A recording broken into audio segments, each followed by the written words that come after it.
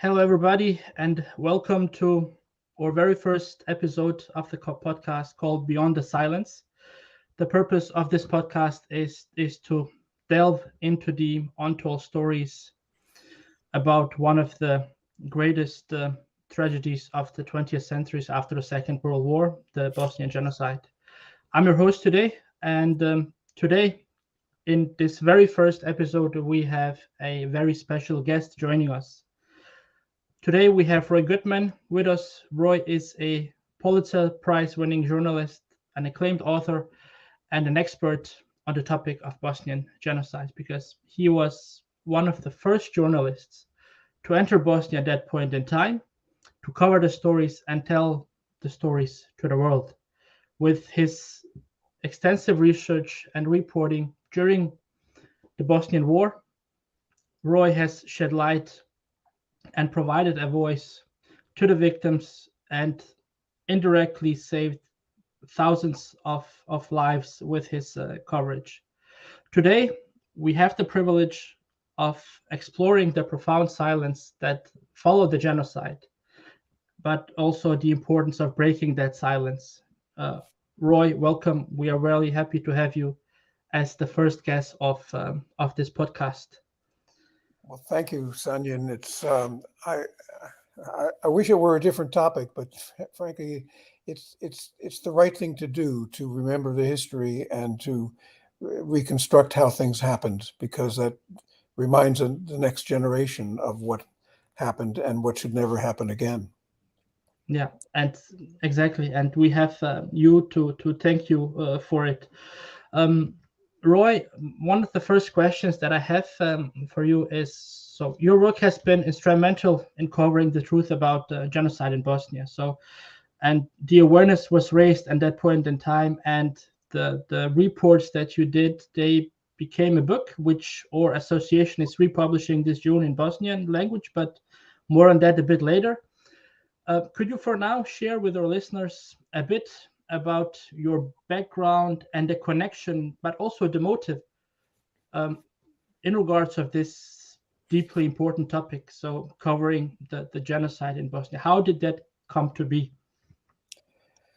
Well, out of college, I became a reporter. In fact, overseas. My life goal was to become a foreign correspondent for some odd reason, and I started working in Germany um, for a news agency called UPI. I don't even know if it exists anymore. And then I went to work for Reuters. Reuters sent me, and it was really my dream job, to Belgrade, to the old Yugoslavia, the good old Yugoslavia under Tito. And I was the bureau chief for 2 years, and I really fell in love with the place, made many friends, and got around to the entire country. And I certainly visited Bosnia many times, and I was quite enchanted with it. Um, that was in the 1970s. In 1989, I had joined a newspaper called Newsday, and I was sent back to Europe, to Germany, where I had also worked.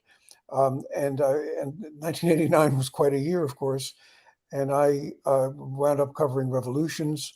And at a certain point, I went back to the old Yugoslavia, which was still together as one country.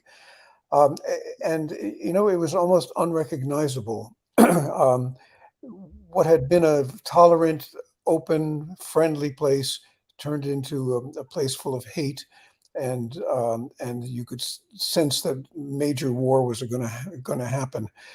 And I told my editors at Newsday that could be really one of the worst wars of our time, because um, all the history has never been totally understood and incorporated and digested and dealt with, and and there's a lot of animosities that are being stoked.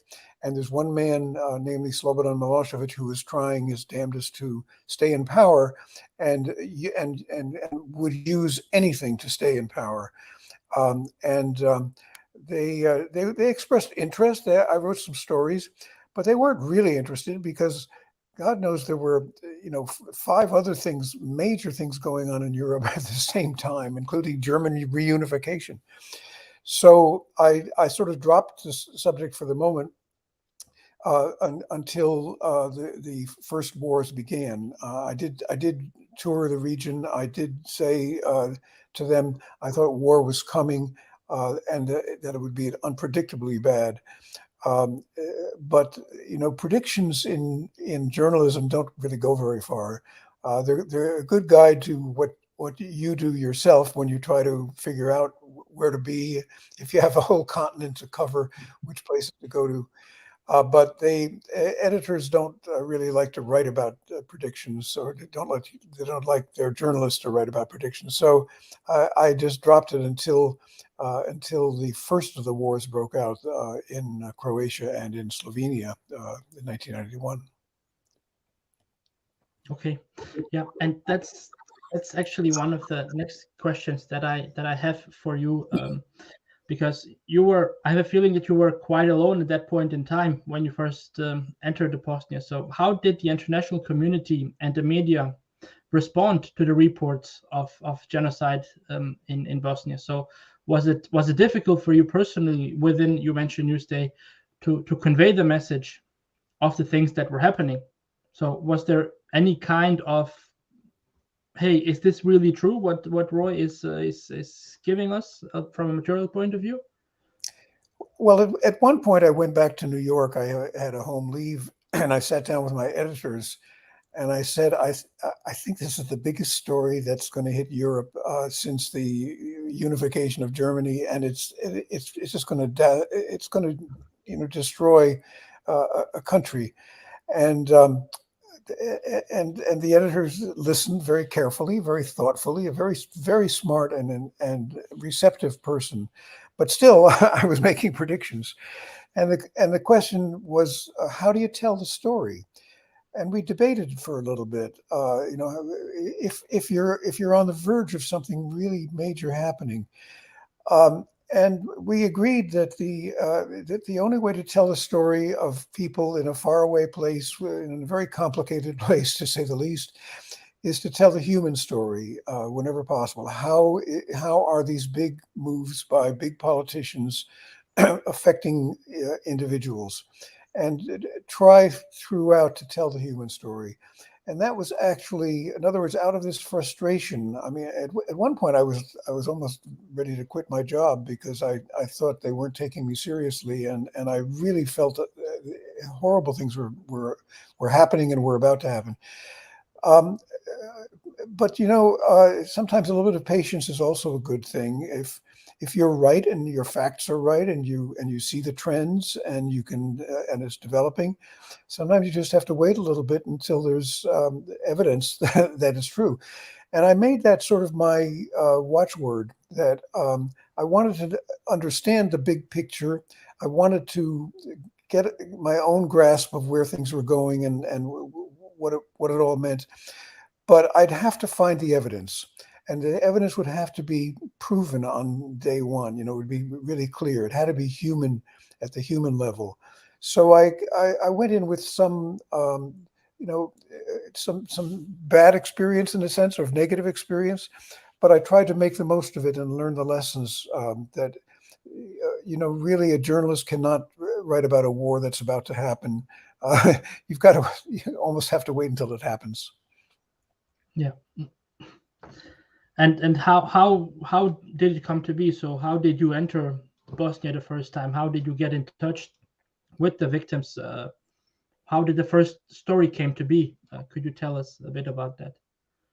Well, at one point I was covering the war in Croatia, and I went to Banja Luka and I sat down with the mayor there. I decided, since I knew the country and I knew how receptive and friendly people really were, on every side, I took advantage of that fact, and I went to as many top officials as I could to find out what was going to happen. I remember the mayor of Banja Luka unfolded a map, and the map showed the territory that the Serbs wanted to capture. And I thought, boy, uh, yes, it's true that there's lots of maps that people display in war, but this one had the ring of truth to it. And it gave me a real shudder because it showed this corridor all across northern Bosnia. And I knew that the people living there were not Serbs, that they were mostly Bosnian Muslims and many Croats as well. And when I realized that, and I asked him, I said, "This looks to me like a formula for total war." And he says, "Well, it could be avoided if the people who live there just don't put up a fight." Well, when you realize that there was an aggressive, very self-centered, very, very undemocratic government in Serbia, although it was democratically elected, I mean, by the majority of the population, then you realize this is going to turn into mayhem. It's going to turn into hell. So I didn't really suspect, and I don't know how anybody could have, that there would be a genocide in Bosnia. There's just the factors that come together are something that certainly a journalist on the ground could hardly put together and imagine, because it's unimaginable, basically, to have massive systematic crimes. And so I didn't even try to tell my editors that this was going to happen, because I didn't imagine it, quite honestly. I discovered it story by story.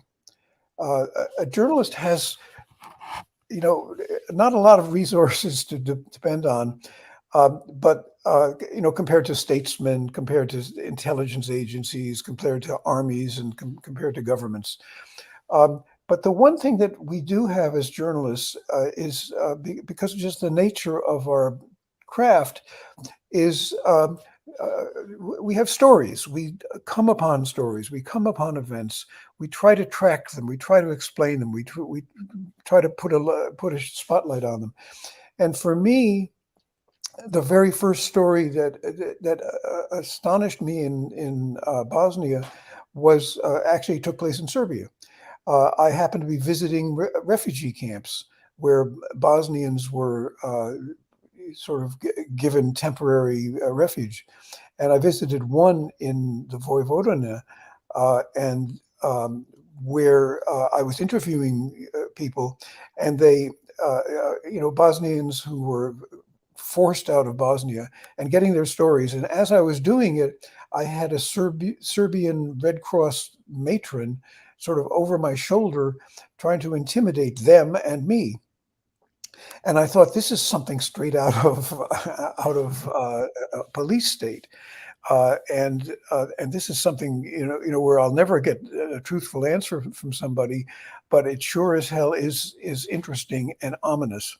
And then, and while I was there, a train pulls into a nearby station, a passenger train with 1,800 people on the train who were taken from their village on the Drina and ordered at tank point or at gunpoint to get on buses, and then they were put on the train, and they were anyway. This whole story was so it was just unimaginable. But I happened to stumble on it. I was there. I could take pictures of it. I could talk to the people. I could put it together, and I realized this was ethnic cleansing in the reality. They were taking people, forcing them. In this case, they were sending them to Hungary, but they didn't have papers, and the Hungarians smartly turned them back and turned the train back. And so the Serbian Red Cross and the Serbian Interior Ministry had set up a passport factory there in that camp, where they were giving people passports so that they could be forced out of the country.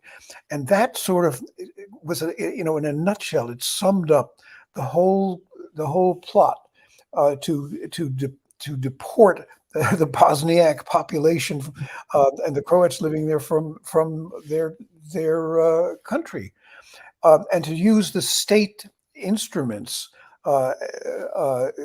the infrastructure. The railroad system is in Yugoslavia was state run, and it had to be done by orders from the top. And I realized this is not just a mistreatment of individuals by rough gangs. No, this is something that's organized by the government, by the state, and it must have been approved at the very top.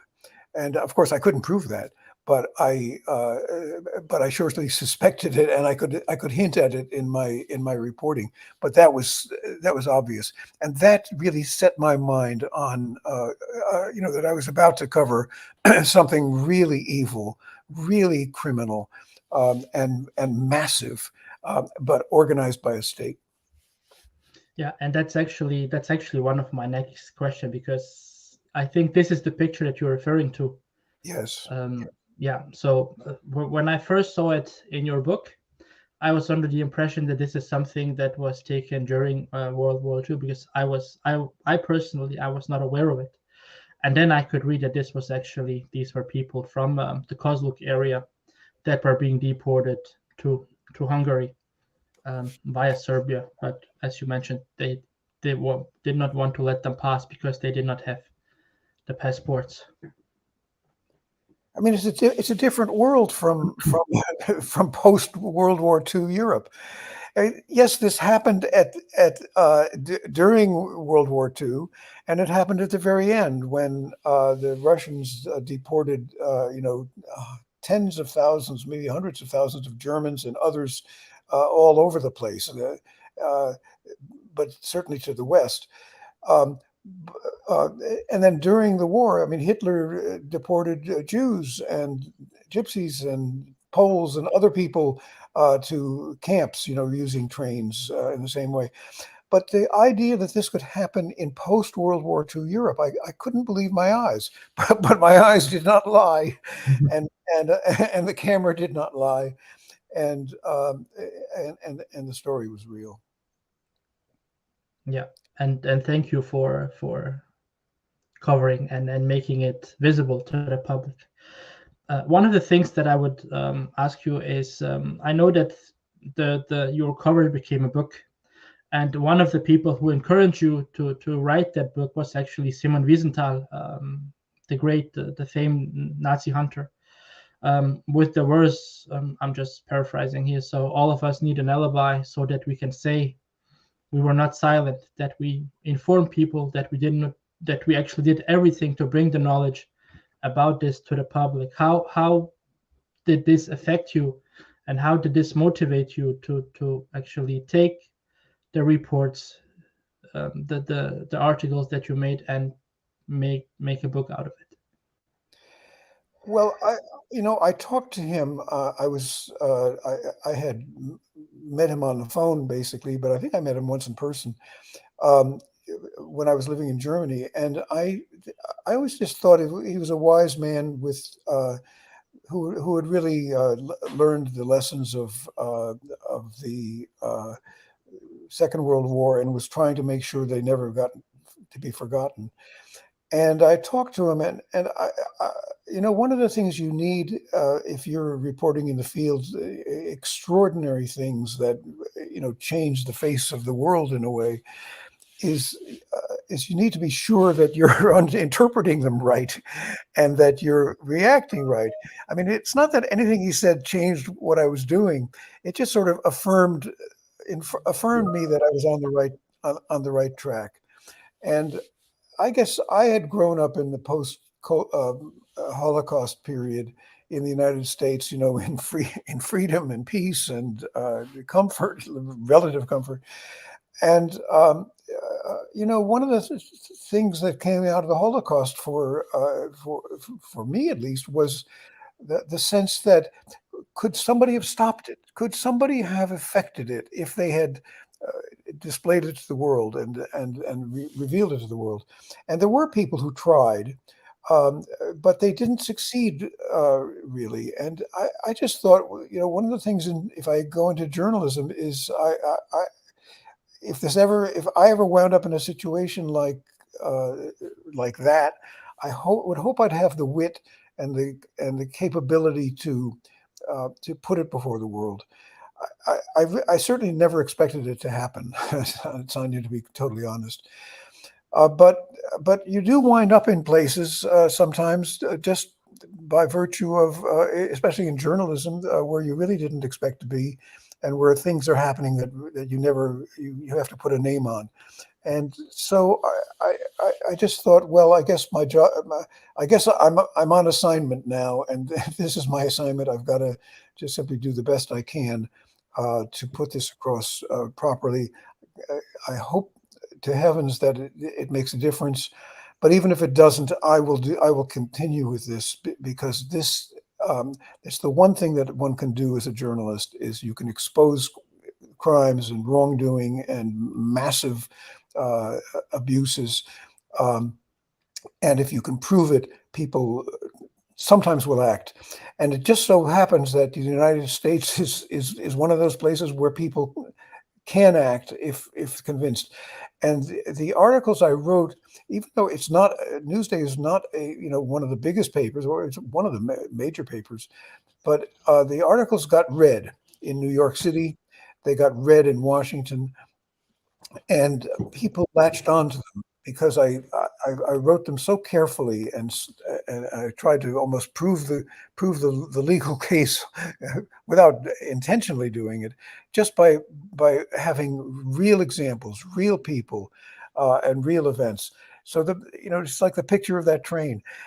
It convinces you on the first look, as you say. You can imagine a whole world based on just that picture. And so that's why, and I always tried my hardest to make sure that I had pictures of everybody I interviewed and every event I witnessed, because I thought my words may not be enough, but the pictures will amplify it. Yeah, and actually, that's a good intro to our next question. So, one of the most iconic pictures from the war is actually this one, and it was taken from in the Manjača camp.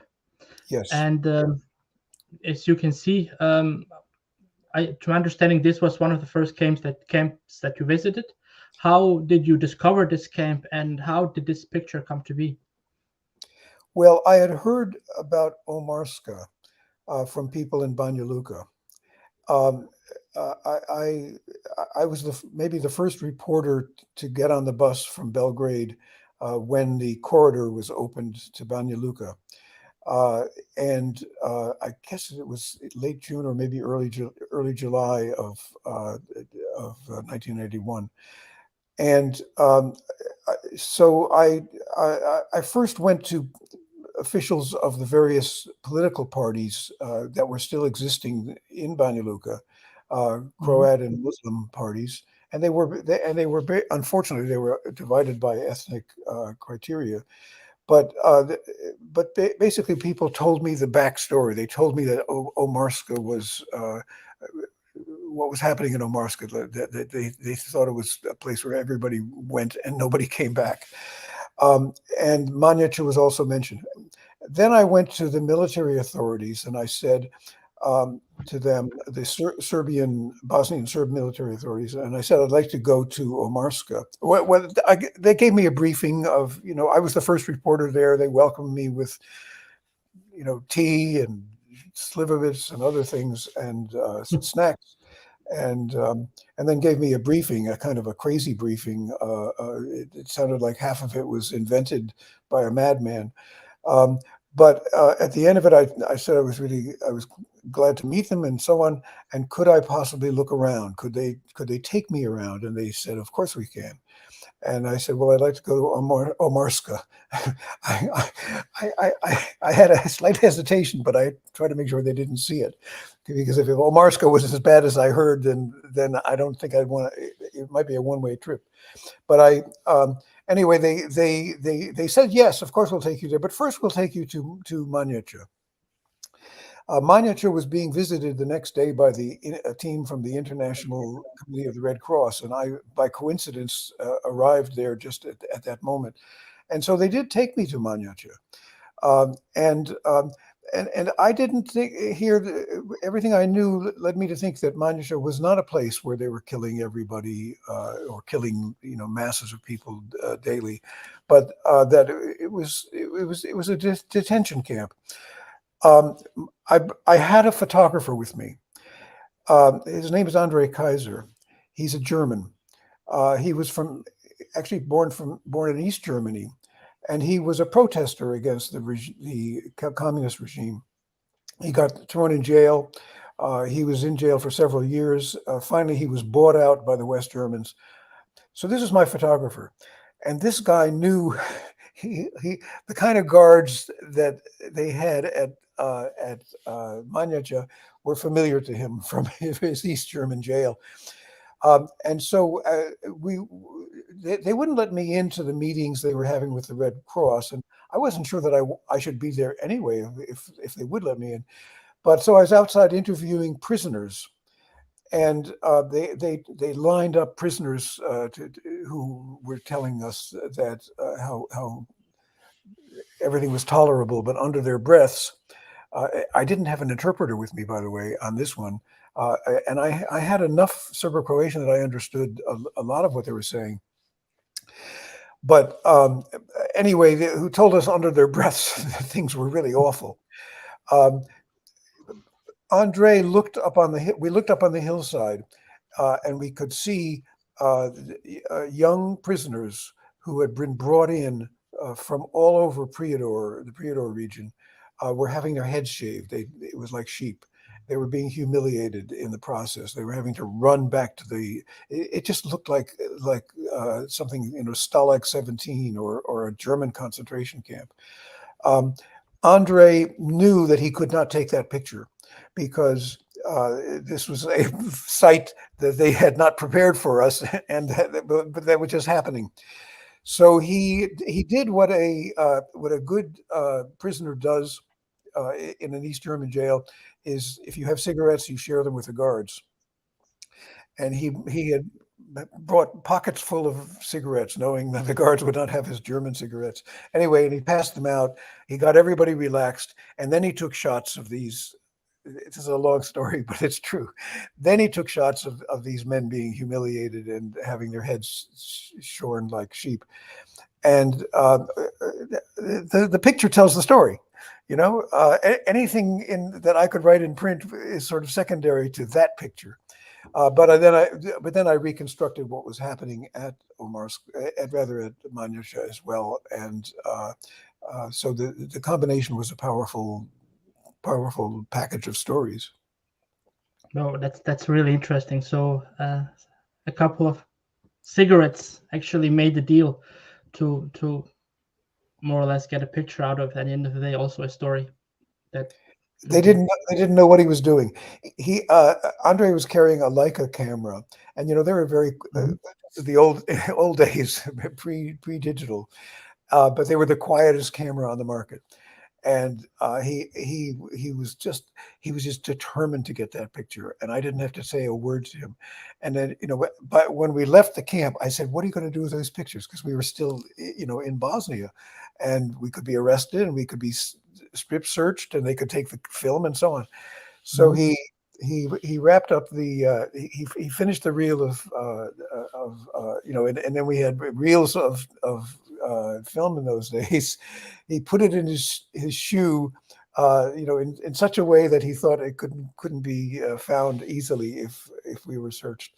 And we took a bus out with other people fleeing northern Bosnia, and we got to Zagreb, and I think he sent it by air freight to New York. That picture, by the way, got used on the BBC at one point a week or so later. I remember a broadcast where they had that picture up for maybe 5 minutes as they were telling all the news of Bosnia. It was one of those eponymous photographs, and I have an infinite respect for a great photographer, and this guy he got the picture. He truly did, and I'm actually glad that you're mentioning BBC. Please correct me if I'm wrong, but at that point in time, no, it was not BBC, it was The Observer. at that point in time, shortly after you, um, to the Serbian camps in Prijedor, where there were civilian children and infants. So many horror stories took place: torture, humiliation, rape, and killing. At that point in time, the first video crew from the Observer and from the ITN was also heading towards Prijedor. How did they get there? Do you know that story? Well, I mean, first of all, I have to correct you. I don't know about children being in those camps. Now, I'm not saying it didn't happen. It's just that I never reported that. Uh, and there were not a lot of women held in the camps, but there were women held at Omarska. I know that, and they were almost all of them were raped, in fact. But what happened was when I couldn't, so the authorities would not take me to Omarska on that first trip in. We started driving in that direction, and then they turned around. They decided it was something they didn't want to take me to. And I wrote a story nevertheless about the fact that they wouldn't take me there. And then I decided that the most important story in the world is the story of what the hell was going on in Omarska. And I made a huge effort to find out. And the only way I could find out actually was by interviewing refugees who fled to Zagreb. And my thought was that I could find people who had been either in the camps or who knew intimately what had happened in camps like Omarska. And that took me like a week or 10 days of interviews before I found credible witnesses. At that point, I wrote the story about Omarska without having been there and without, even seeing what it looked like. Because I had a witness from Omarska, I had a witness from Brčko Luka, another of these concentration camps, and I did the story based on these two witnesses, former inmates, in fact.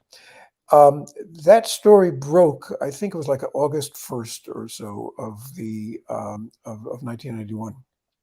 And Radovan Karadzic was in London, I think, at that point. There was an international conference to try to find a peaceful solution in Bosnia.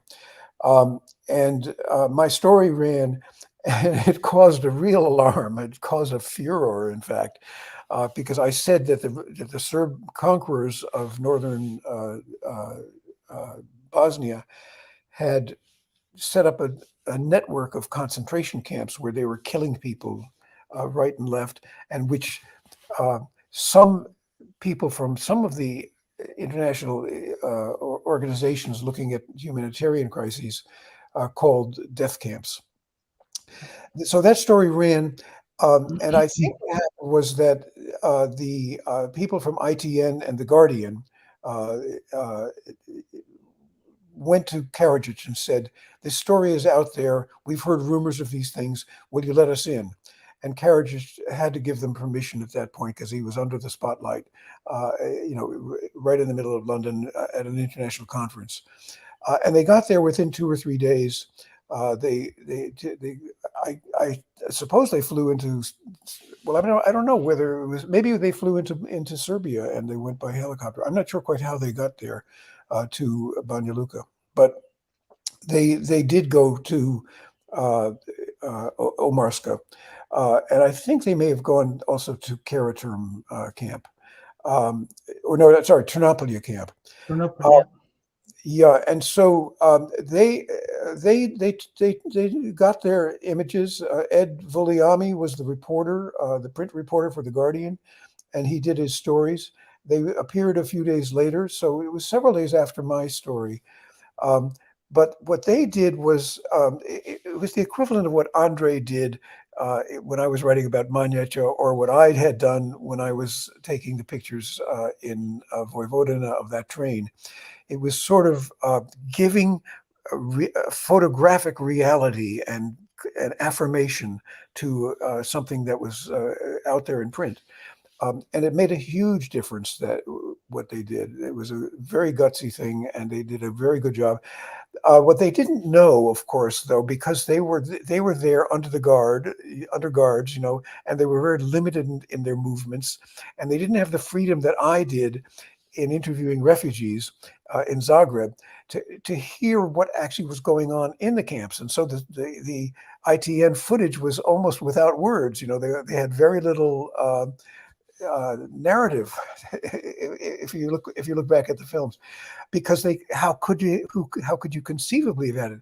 But the pictures, in a way, told the story. You didn't need a lot of information beyond that to see the way they were mistreating, depriving, and probably because at least one of the, I think Fikret Alic is the guy's name, one of the prisoners was skin and bones, looking like he was on death's door.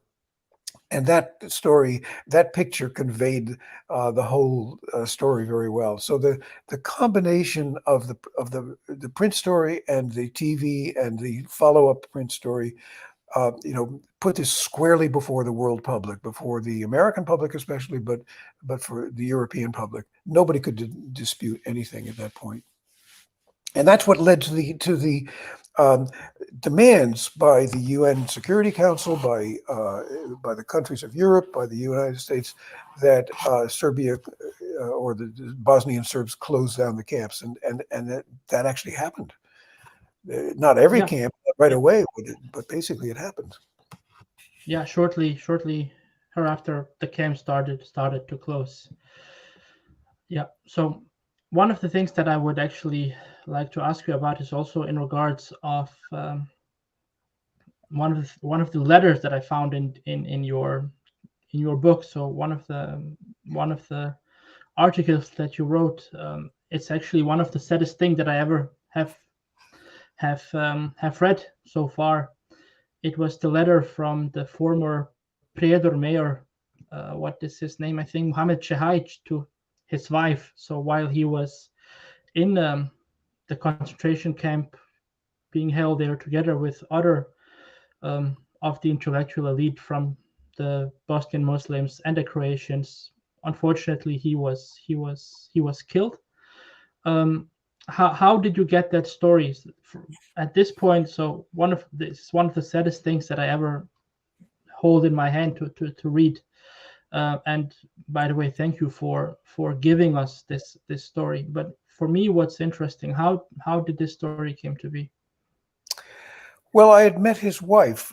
The thing is, if you start out in covering a war, and you decide I'm going to pretty much ignore what governments have to say, I'm not going to do this story from the capital, but I'm going to try to find real people. The word gets around, and you get introduced, and you find and having a good fixer, as you know, is a hugely important thing for a journalist. A fixer being a local person who has obviously the language, but also knows the politics and has contacts. And I don't remember quite how I met his wife, Minka, but I did. And I talked to her, and I expressed sympathy about his story, because his story was in a way typical of the elite of Prijedor. These were really distinguished people. These were really fine, educated, thoughtful, civic-minded people. People lived in a very decent way there. And so when he was arrested by these ruffians, these thugs, and taken away, people felt that nothing could happen to him, that he was just too distinguished a person. And then he got moved back and forth between Banja Luka jail and Omarska. And I think there must have been some kind of a political game going on there, a tug of war between the two, between the different authorities. And he managed to smuggle a letter out through another prisoner. And I agree with you. It's one of the most moving testaments I've ever read. And I was in tears when I read it the first time. But I thought, this is part of the effort that one makes in a situation like that, to make the story credible, to bring it to life, to show that these are real people, that it could be you or me. And the letter is just so full of his own normal human expressions of bafflement about what had happened to him. Description of how he lost hunger. He didn't need much food, but he needed a change of underwear. Yeah, exactly. This is exactly what a normal person would say, and it brought the whole of the crime to life in a way that you could hardly do by describing the acts of crimes. This was at the human level. Um, and in general, what I found in my reporting was that the Bosnian people were willing to tell their story to me, and I think to other reporters as well. I'm sure, if you listened, and they had a story that really had to be heard, and that had to be told. And so I don't take credit for, well, I take credit just for recognizing it when it was in front of me, but I really give credit to the people who, including his wife, who made it possible. Exactly. One of the things that I would like to ask you about, and one of the things that I have been wondering about, actually wondering so much, is that we actually invited her as one of the next, guests in our podcast. Alexander Stiegelmeier wrote a great book on the mass rape topic during the war. I think the book was called "The War Against the Woman in Bosnia and Herzegovina." I also could see that you also actually wrote some articles about it, from Brezovo Polje, from Tuzla.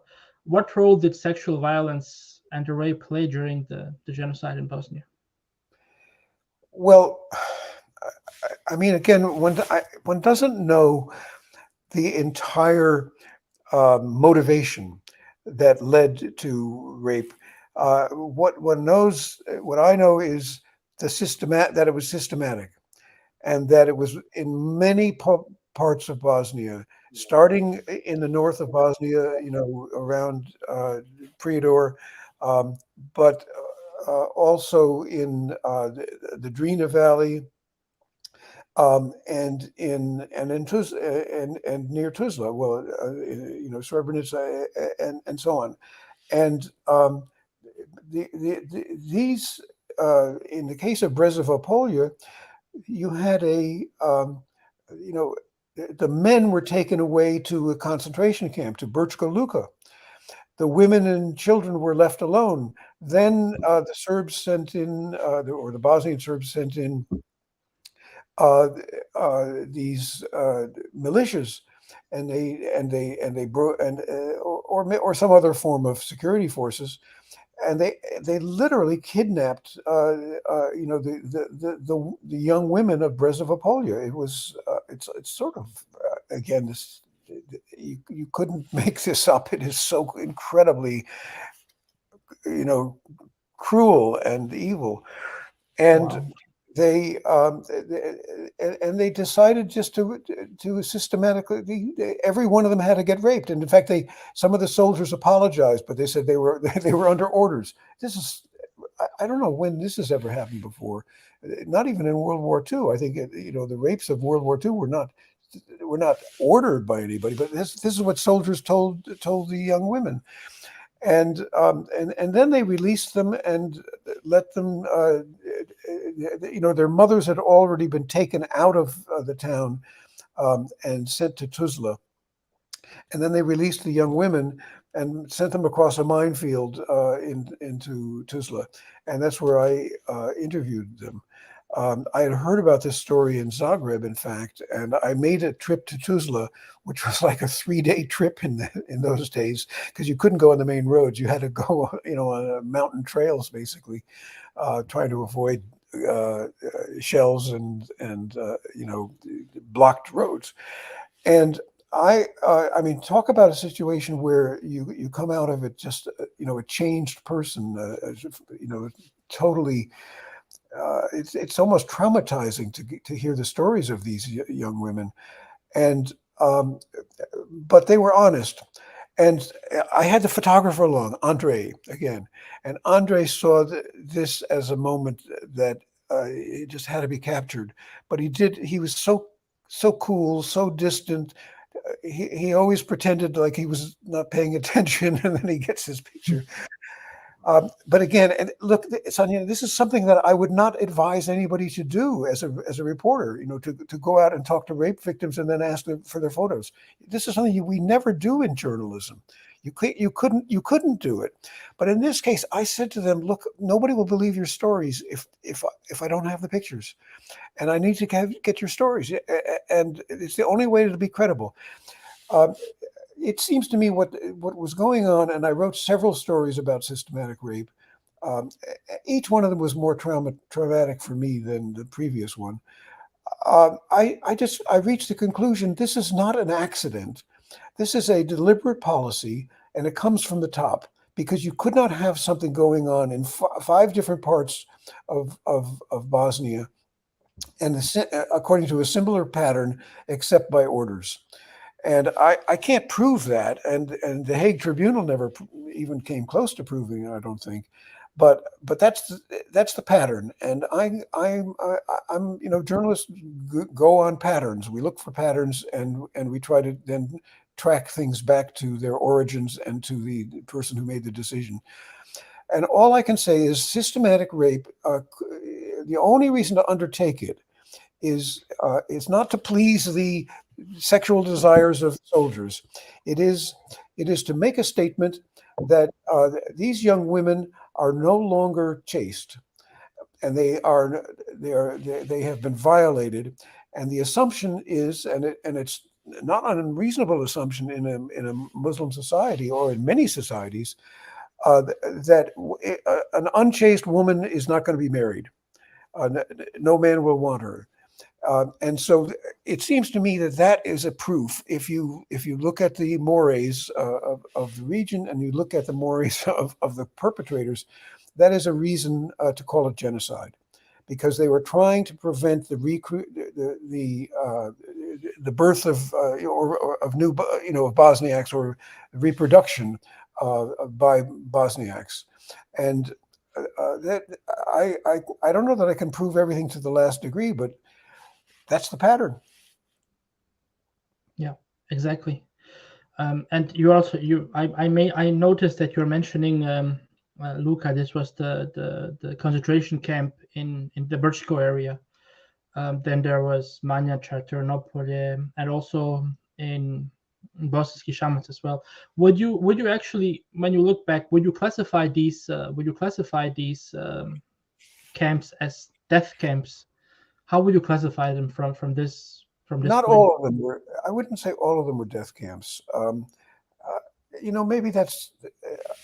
One could argue over definitions, but I have a fairly simple definition, which is, and I don't know that this is anybody's official definition at all, but a practical definition of a death camp is a place where people are taken without cause, without judicial process, where they are beaten and tortured and killed regularly in a systematic or even a non-systematic way, but they are killed regularly, and your chances of getting out alive are slim. And the witnesses I had for Omarska and for Brčko Luka led me to think that both of them were death camps. Ternopolje to a certain degree, Karaterm to a large degree, Šamac. I think a police station was turned into a concentration camp. I mean, what on earth is that? Well, they just arrested the men, and I think they were playing Russian roulette with them. They were shooting them in some random fashion, and killing an awful lot of them. So in a sense, that's a death camp, although an impromptu death camp. Brčko Luka was more organized. I mean, that was the harbor, and they could wall it off and fence it off, and they could torture people, and they were torturing people and killing them and executing them in plain view, and then tossing their bodies into the Sava River. So there, but Manjača, even though people died there, I think it was more of a holding camp than it was a death camp. It was not the final place. But I'm not sure. I've never really seen a taxonomy of the camps. There might be one out there. A lot of people objected to my using that term whatsoever, death camp. It actually it wasn't something that I used. I'm really cautious on these things.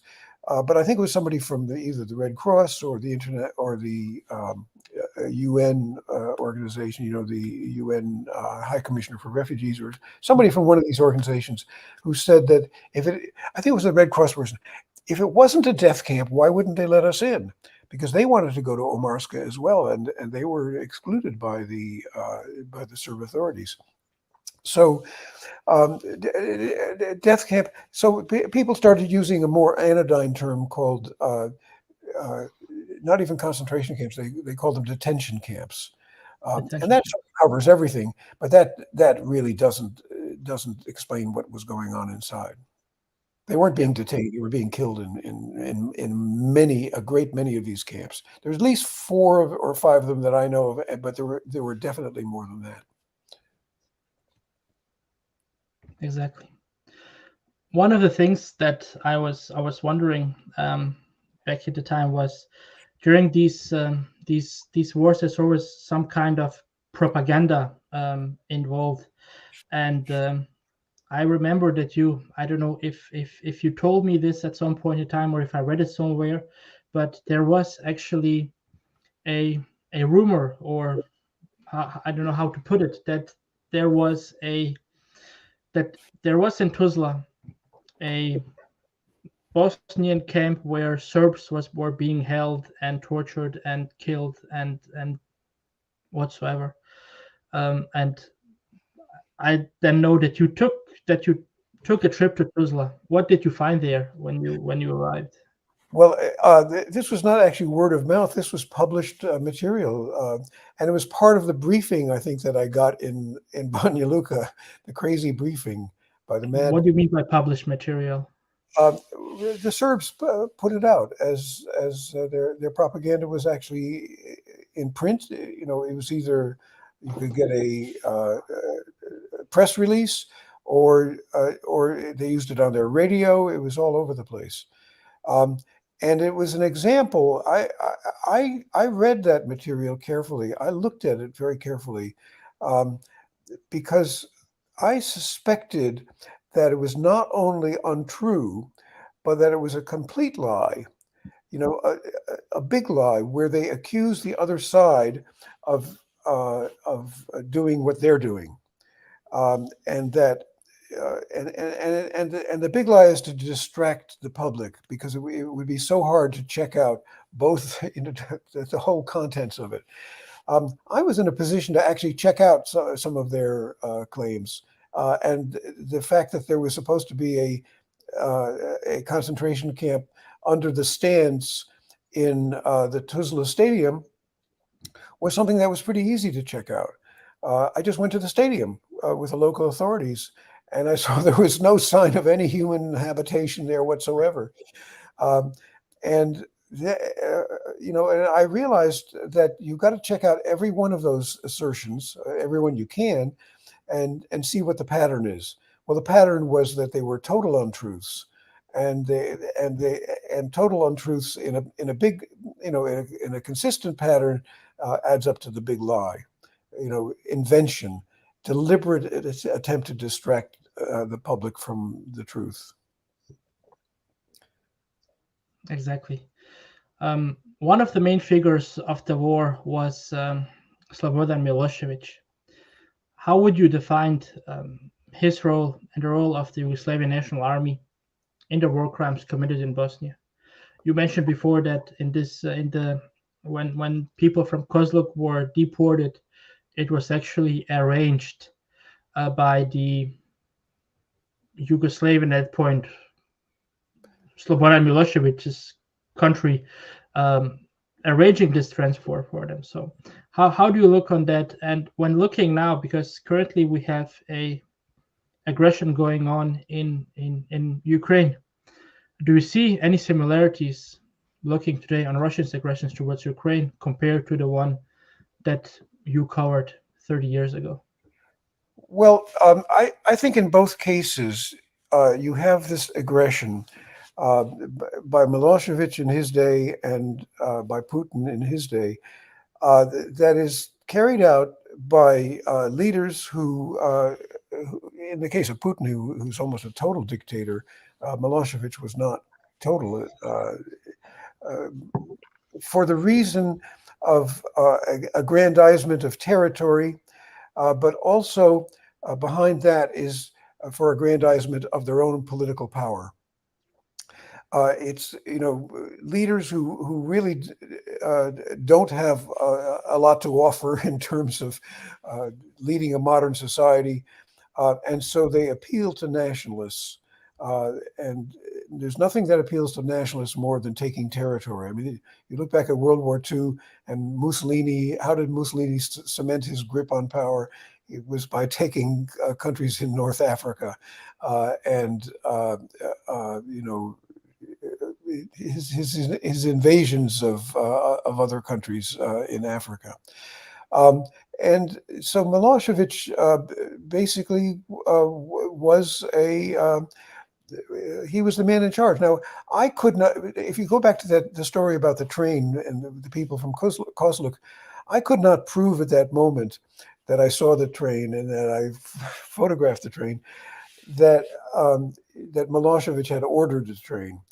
But the Hague Tribunal, one of the prosecutors at the Hague Tribunal, actually used that story and started an investigation that took years, but actually tracked the chain of command up to Milosevic, because he found out who had given the orders to commandeer the train, and that person's relationship to Milosevic, and the fact that it was the head of the secret of intelligence. So that is the role in a semi-dictatorship. The person running the show is responsible. There's just no question. He can't fob it off on somebody else. And and that certainly is the case in Milosevic. Totally. In Ukraine, who is it who makes the decision? Who decided that the war should start? It was one person. Who decided to throw everything in the Russian arsenal at the Ukrainians? It has to be that same person. Who is it that decided to make a stand at Bakhmut, one of the craziest military operations of all times, because there's no strategic purpose in fighting in Bakhmut? Well, I can't prove that it's Putin, but it sure looks like it, because would any military man have recommended that? Or is it just a person who's gone a little bit mad about the need to aggrandize and seize somebody else's territory? We don't know the answers to some of these things, but you have to use your logic and just the observations you make and listen to what people are saying. I mean, like, there's nobody else defending the move into Bakhmut. But I won't go down there. But yes, there's definitely a similarity. Dictators, especially dictators who have no other way of leading, they use nationalism as a device to enhance their own power and cement their own power, and nationalism almost always leads to war. Unfortunately, yeah. And a follow-up question about Slobodan Milosevic. Now, unfortunately, he died during his trial. But do you think that he would be convicted if he did not die? And how do you see that? Well, I think that the prosecutor in at least in the Karadzic case and Mladic's case uh, reached the conclusion that Milosevic had ordered that train, for example. And then once you can prove chain of command in one area, you can start to assume it in other areas.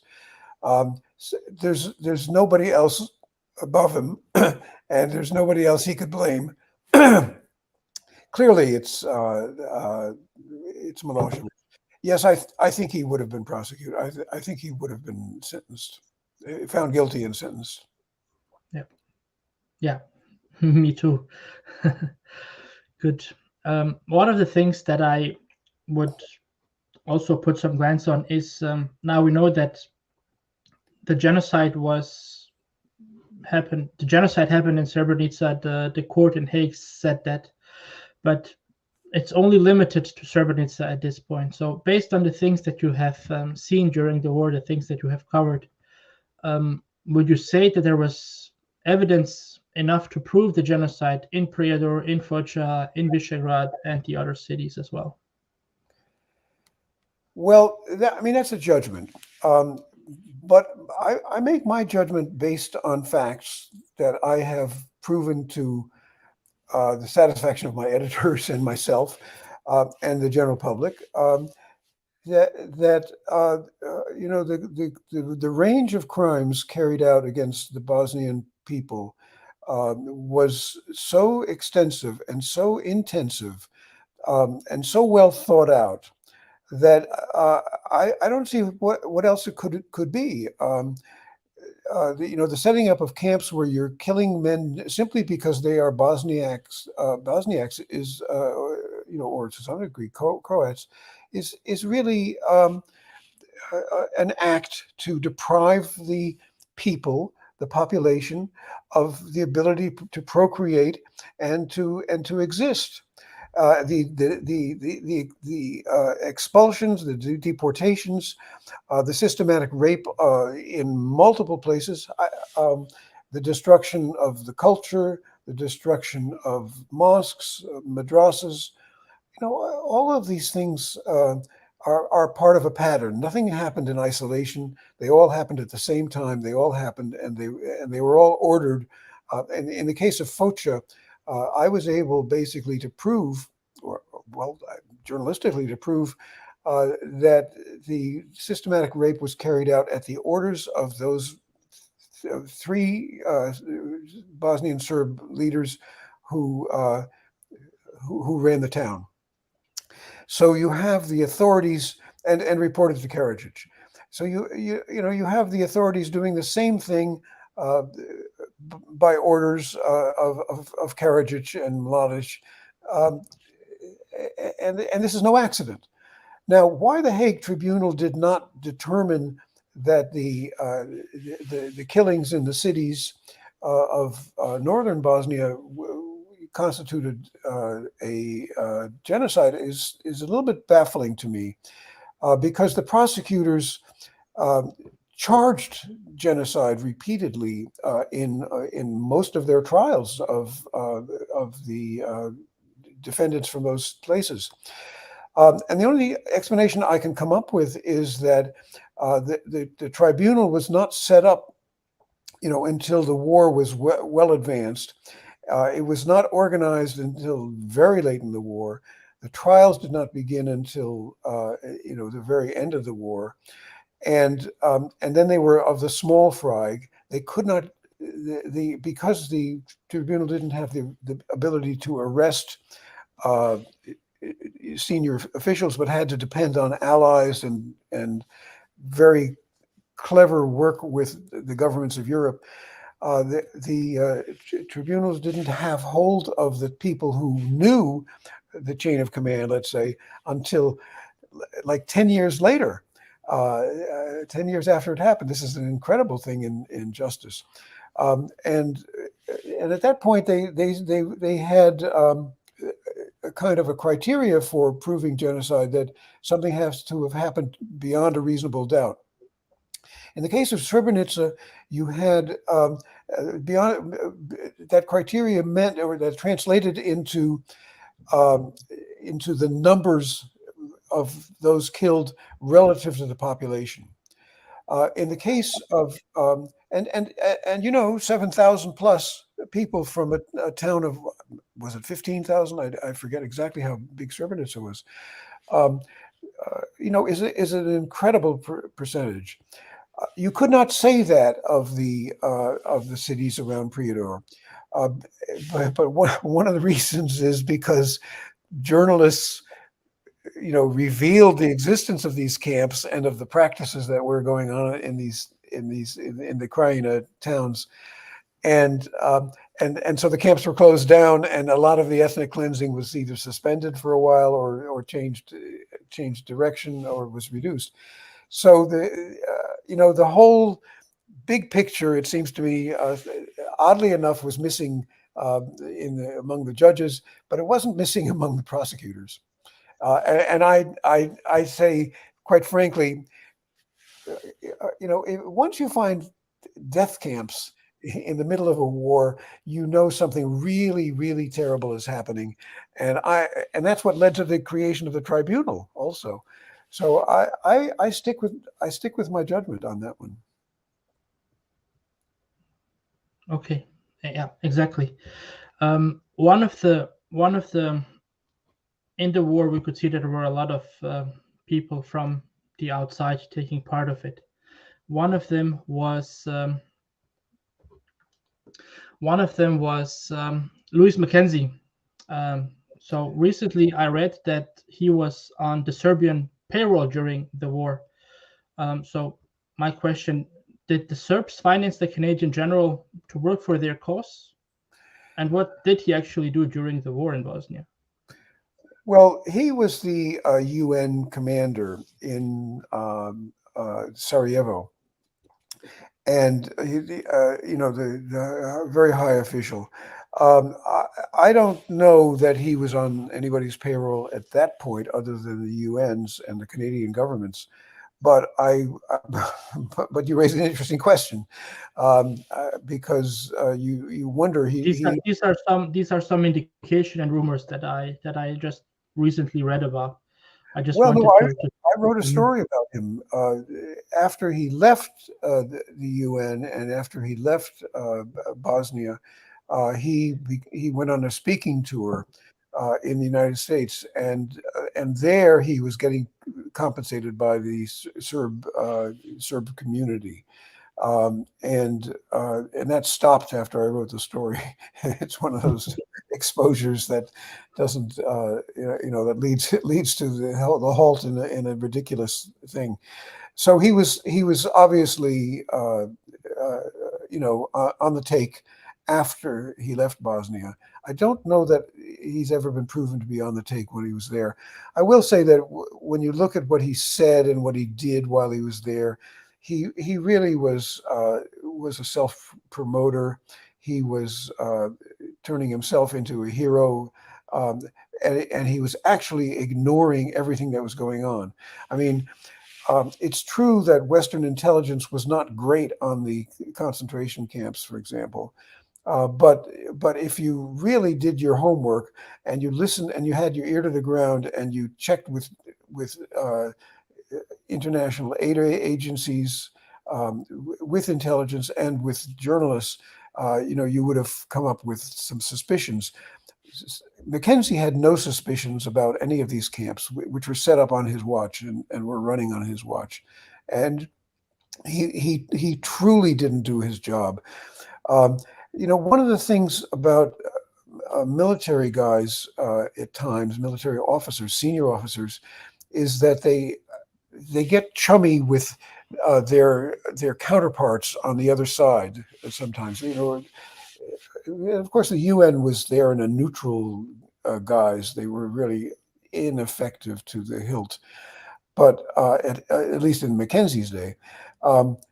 But he probably got to know his Serbian counterparts, just in the course of his normal being an officer.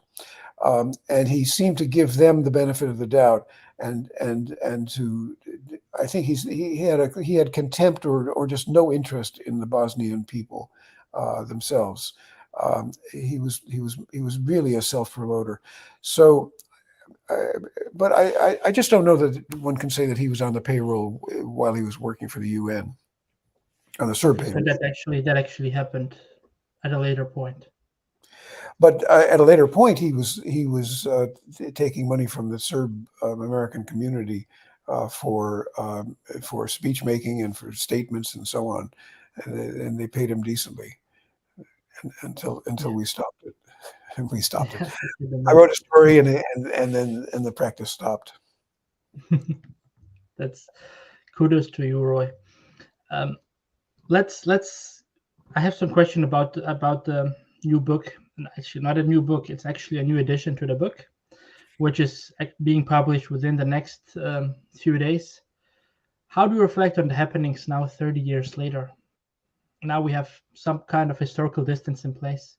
How do you reflect from this point on back to the time where you were in the hotspot, going from town to town, covering, creating stories? Well, at one level, I'm glad I was there. Okay, I'm glad I was able to do my professional job, and that the materials that I wrote, the stories I wrote, stood up. Uh, I feel I really learned something from all of that. It transformed me and my reporting, because I suddenly realized this is a whole area of uh, public life, of diplomacy, of state relations between states that didn't get much attention and that nobody ever told me about, and I sort of stumbled on it. And I, and I sort of discovered. Well, I rediscovered Bosnia itself and Bosnians, but I discovered, that these laws that were drafted for conduct in war really are the bedrock of decency and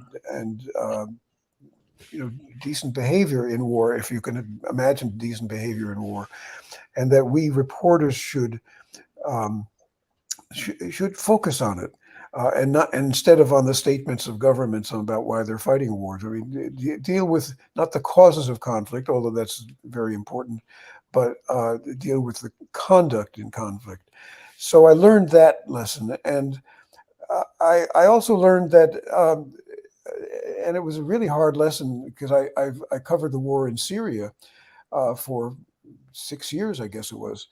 Um, I also realized that governments do not observe these rules when it is inconvenient to, and they forget them and they throw them away, and that we shouldn't, we journalists, and I think the general public, should not allow that to happen. And I don't know quite how you prevent it, except by covering it, by reporting it, by sticking with it. Um, Otherwise, the general feeling I have is that I think I did the right thing. I think I obviously could have always have written better, or I could have um, done them in a different order. If I had one difference with that time, that about the way I operated, I would have wanted to have a team of people doing the same thing I was doing, because the crimes were so widespread, and one needed to chart as many cases as possible to prove the big case. Um, but I wasn't given that team. On occasion, I had one other reporter from Newsday who was working it, and then reporters from other organizations also, covered the same thing, but not quite as assiduously as I did. Because you need a team in a way to come upon to report on mass crimes. But so with the team I had, we did what we thought was right, and on the whole, produced something that at least stands up. There are a lot of people who the Hague Tribunal finally threw in jail. who should have been there, and I guess that's a positive thing. I don't feel satisfaction at all because of uh, of the nature of the story, the nature of the crimes, the nature of the suffering. But I feel at least professionally that it was. I'm not sure what that I had any choice. I had to do what I did. Yeah, and we all people coming from the Bosnian area are really we highly appreciate everything that you have done at that point in time because I don't know. Yeah, now you are aware of it from this distance, but at that point in time, the work that you did actually indirectly saved thousands and thousands of people from ending up in mass graves. So from all the Krajina people, everybody that were a part in these concentration camps, thanks a lot for everything that you have done at that point in time.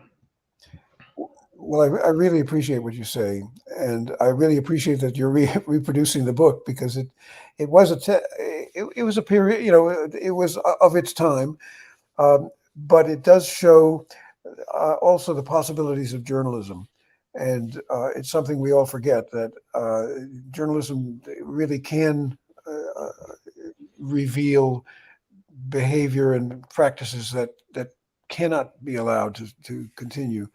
And it's up to others to make the decisions, but at least we can reveal it, and we should. It's worth everything. It's worth, it sort of defines the field. So um, so I really appreciate that you're making it available to a new generation. It was published during the I guess at nearly the end of the war by a group in Sarajevo. They printed it, I think, in Zenica.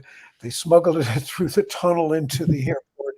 They had a kind of a discussion of it at the Holiday Inn.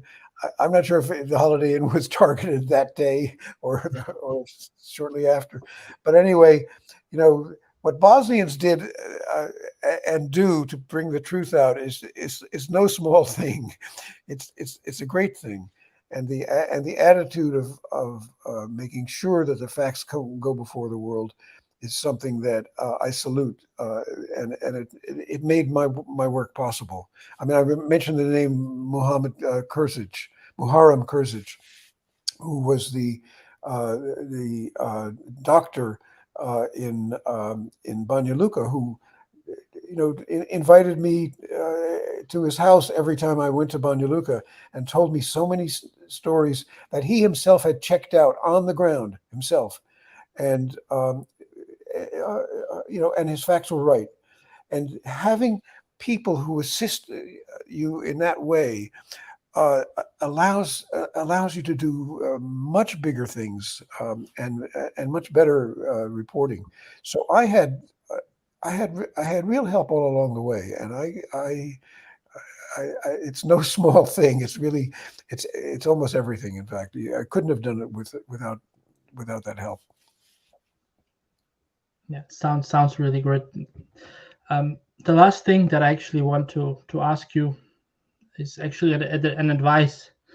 Um, do you have any advice for aspiring journalists who wish to cover conflicts like the Bosnian War and other humanitarian crises today?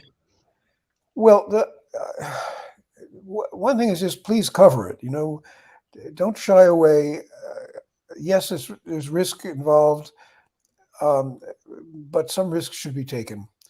Um, but make them wise risks and minimize the danger if you can.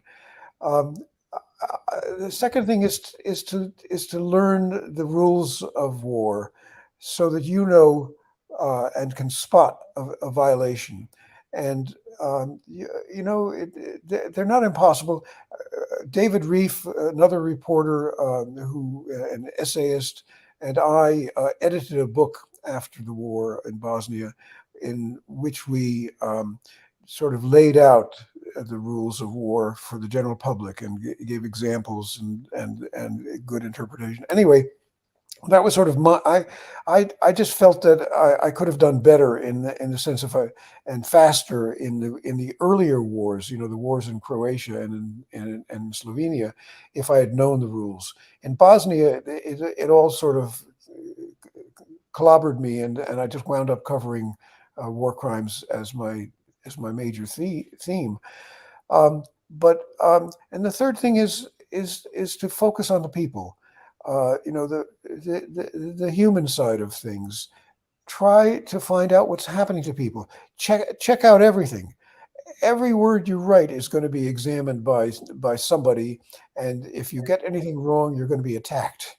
So you got to get things right. But listen to people. Check out their stories, but listen to them, because refugees, people fleeing their homes, giving up everything they have, sometimes even having to leave relatives behind to save their children. They don't do this for light reasons. They're doing it because they've been terrorized into fleeing. So you've got to take them seriously. But you've got to also take it with a little grain of salt, because it may not be true. But if it is true, check it out and then go with it. Don't be afraid. You've got to. That's your job, is to tell what really happened. And with that final remark, we will end our session today. Thank you very much for joining, Roy. It was really a pleasure talking to you. To our listeners, so within the next 3 weeks, we have our second guest on the podcast, and it's Alexandra Stiegelmeier, one of the first women to actually write the book on mass rape in Bosnia and Herzegovina, called The War Against the Woman in Bosnia and Herzegovina. More on that within the next few weeks. Roy, thank you very much for joining. It was a pleasure. I will end the broadcast now, but I'll actually ask you to stay a bit. Thanks for doing this. Listening, and goodbye. Thanks.